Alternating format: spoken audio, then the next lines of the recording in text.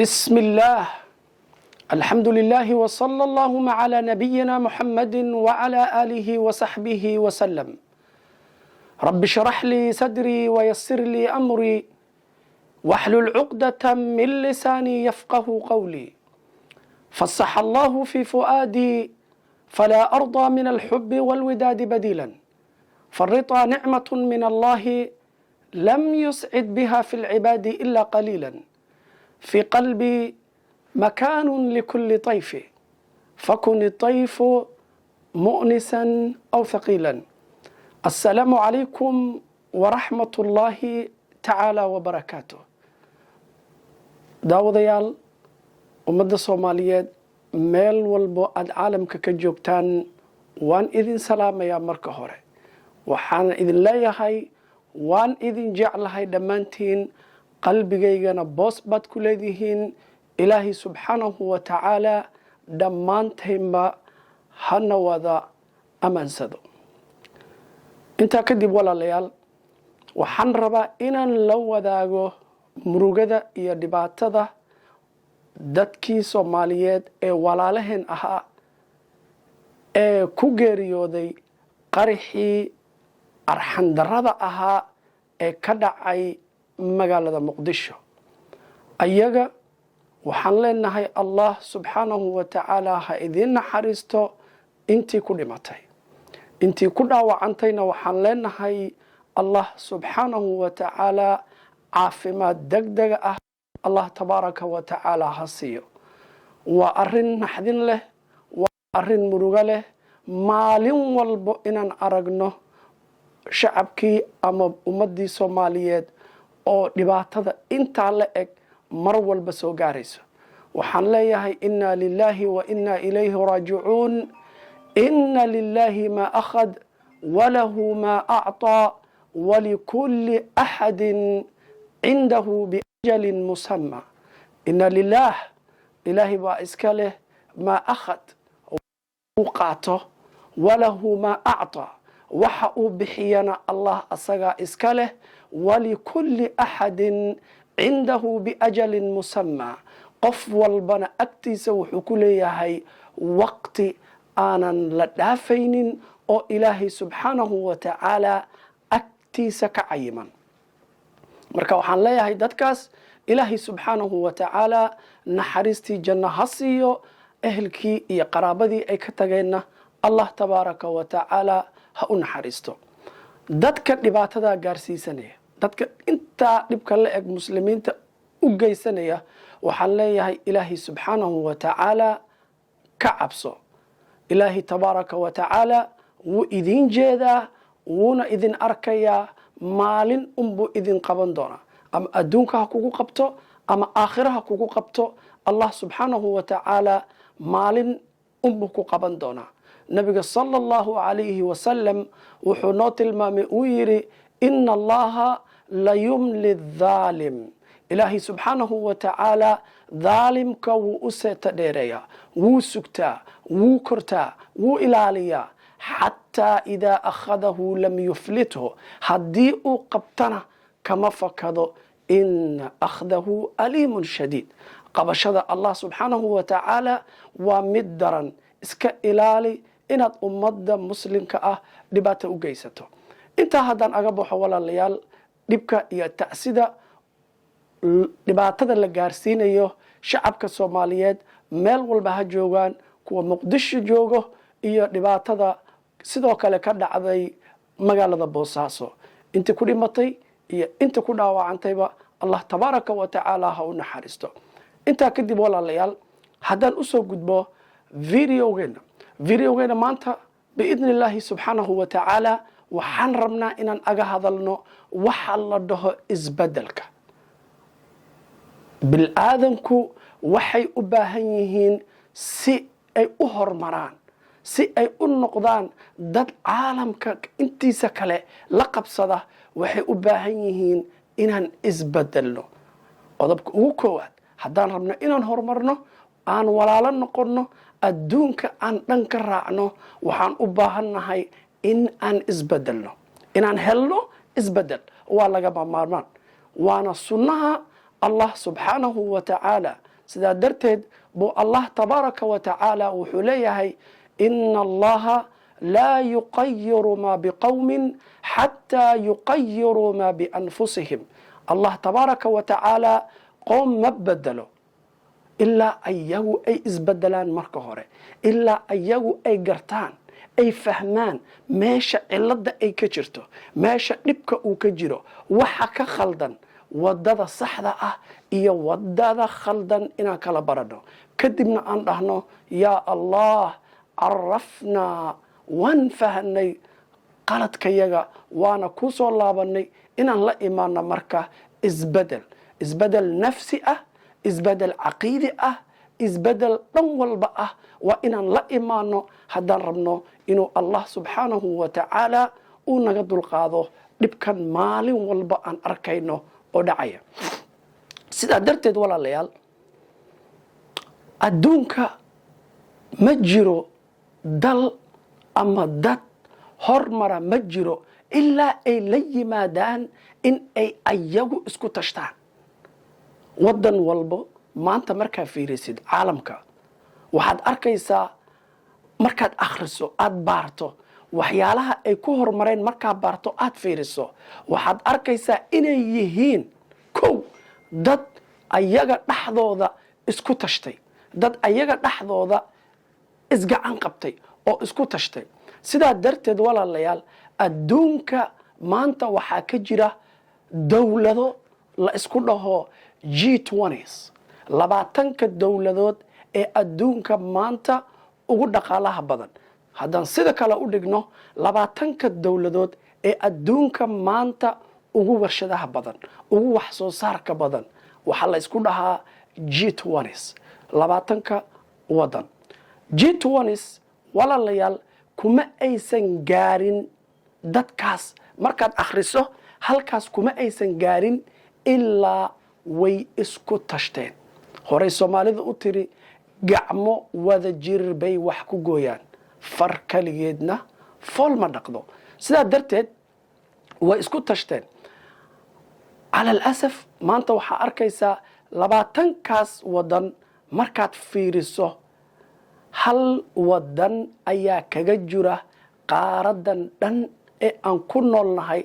ee Afrika la dhaho, ay Soomaalida aan ku noolnahay, hal wadan ayaa ku jira. wadankaasna nasiibka u helay inuu ka mid noqdo waa wadanka la yiraahdo South Africa. South Africa waan garanaynaa, asaan wada garanayno, waxay qaateen xurriyadda 1994 waa xilligii annaga aan burburnay wax yar kadib. intii 30 sano annaga aan isjiidanaynay oo aan ku mashquulsanayn dhibka dhaxdayada inaan isgaarsiino, aan ku mashquulsanayn, adduunkana hore u socday, tilaabo ayay qaadayeen. waxaa isweydiin mudan marka, South Africa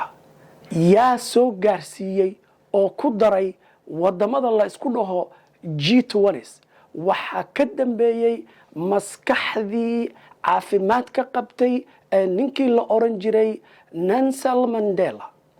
ay u yaqaanaan South Africaanka Madiba, ay dhahaan Madiba Baba Yetu, saasay ugu yeedhaan. ninkii wuxuu ahaa ka dhiidhiyey, ka dagaalamay in dadkiisa ay ku noolaadaan gumaysi iyo dhibaato inay ku noolaadaan. ninkii ka carooday oo ka dhiidhiyey ayuu ahaa. markuu arintaas sameeyey, taariikhda Madiba haddaan waxyar ka fiirino, waxaa la geeyey xabsi, waa la xidhay 18 sano. hal xabsi buu ku jiray, haddana waxaa loo wareejiyey xabsi kale oo uu ku dhammaystay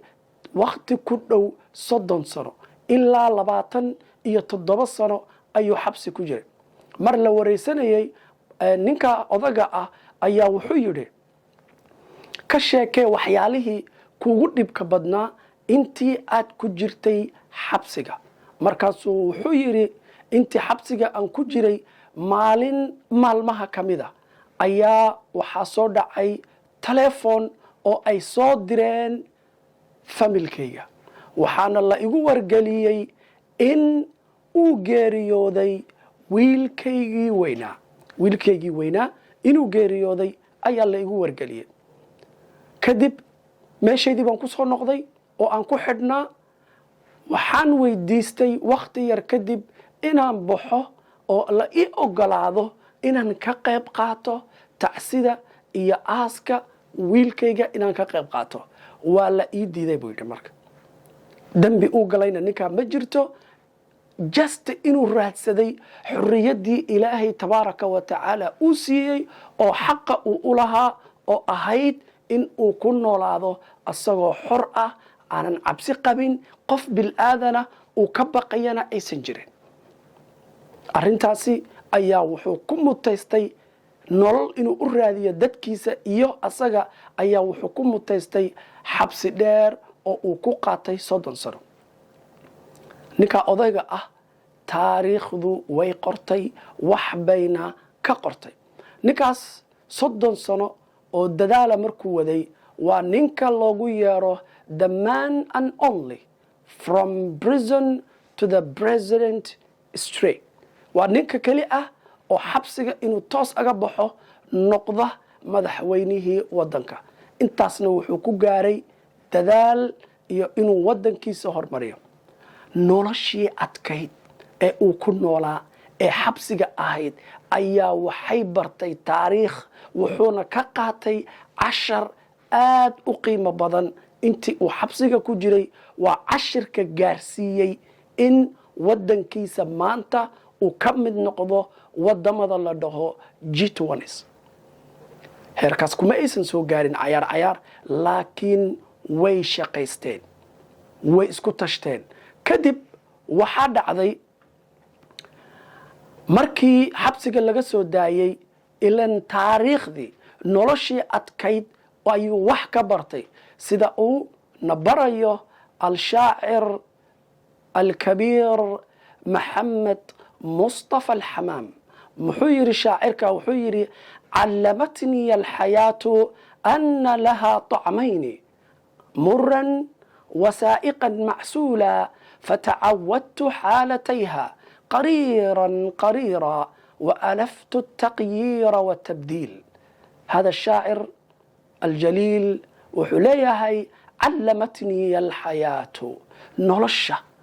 بالآذنكو نولشي أيا وحي إبرتي وليهي أن لها طعمين إني ليدهي لبددا مرا مدقرار iyo wasaa'iqan macsuulan mid macaan oo aad u dhadhamaysa. fatacawadtu xaalatayha qariiran waalaftu taqyiira watabdiil. waxaan bartay nolosha marka ay qaraar tahay iyo marka ay macaan tahay. markii aan bartay ayaa waxaan dejistay xal iyo doon iyo safiino aan labada dhinacba u maro, labada dhinacba u raaco. marka ay nolosha qaraar tahay iyo marka ay nolosha macaan tahay, labadaba waan bartay. mar walbo mid walbana waxaan ku qaabilaa waqtigeeda iyo xilligeeda. ninkaas markuu xabsiga ka soo baxay, la soo daayey, noloshii fariinimada uu helay, wuxuu qaatay go'aan iyo decision gaarsiiyey in maanta waddanka uu noqdo nabadgelyo, in uu ka mid noqdo G20s. South Africa maanta annaga dad muslina oo walaalo ah oo hal dad ah, wiil iyo abtigii iyo eedadii iyo abtigii iyo ayeydii, dad walaalo ah oo isku mid ah ayaan annaga maanta nahay. laakiin dadkaas waxay leeyihiin madow, waxay leeyihiin caddaan, waxay leeyihiin hindi. kadib markuu arkay wuxuu u tegey, waxaan ku soo gabagabaynayaa videogayga, go'aankan uu qaatay. wuxuu u tegey qowmiyaddii uu ka soo jeeday ee madoobayd oona ugu badan tirada dalka ayuu u tegey. wuxuu dhahay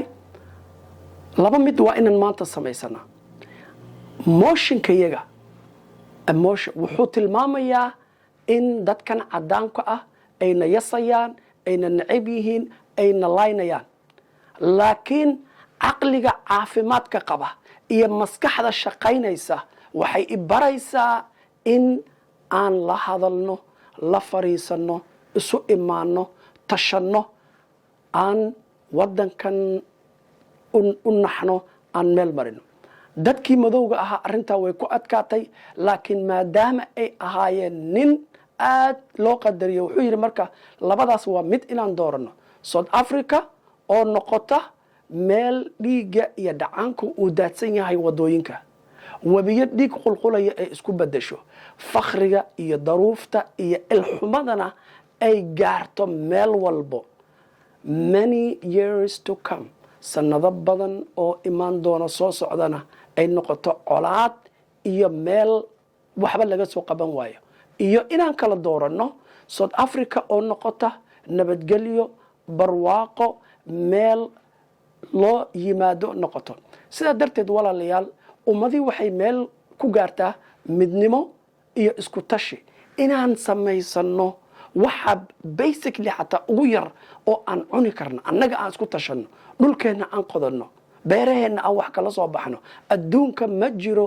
dad aanan dhulkooda qodanin beerahooda wax aan kala soo bixin oo ayaga aan isku tashanin oo hormaraa ma jiro waa inaan iska dhignaa qabyaaladda iyo nin jeclaysiga waa inaan meel gaara iska dhignaa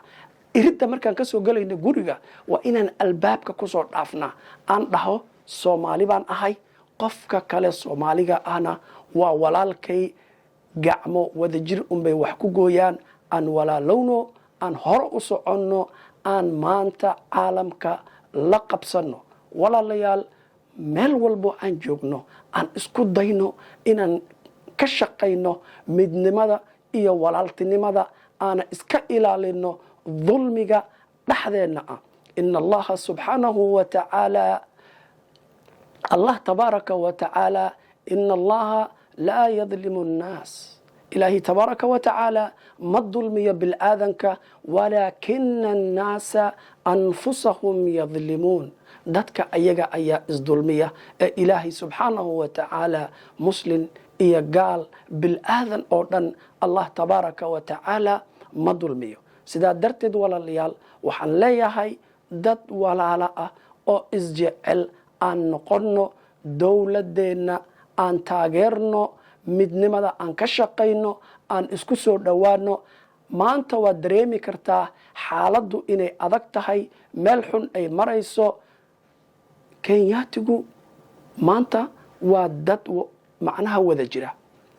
qoomiyadaha dariskeena ah waa dad wada jira annaga maanta waa inaan u midownaa mustaqbalka generationka soo socda oo iman doona noloshii ay ku noolaan lahaayeen waa inaan u fikirnaa oo aan u naxnaa aan noqonnaa dad walaalo ah oo isjecel videogaygan intaas ayaan ku soo gabagabaynayaa biidnillaahi subxaanahu wa tacaala si uusan ku dhaafin videoyada kale oo aan soo gelin doono fadlan subscribe saar iyo like sina shargaree asxaabtaada suu u gaaro waxaan rabnaa isjacaylka iyo midnimada iyo bulsho walaalo ah oo midaysan inaan helno say fariinteennu meel fog u gaarto fadlan nagu caawi in aad nala qaado fikirka ah midnimada iyo walaaltinimada in ay gasho albaab walba ay garaacdo guri walbo Soomaalina ay gasho aan noqono dad gacmaha is haysta oo walaalo ah waxaan idinkaga tagayaa ilaa iyo isku soo noqodkeena dambe videogeena dambe waan idin jeclahay dhammaantiin ummadda Soomaaliyeed qalbigaygana waxaad ku leedihiin makaan Allah tabaaraka wa tacaala ha idin xifdiyo kulligeena hana xifdiyo meel walbo aan joogno السلام عليكم ورحمة الله تعالى وبركاته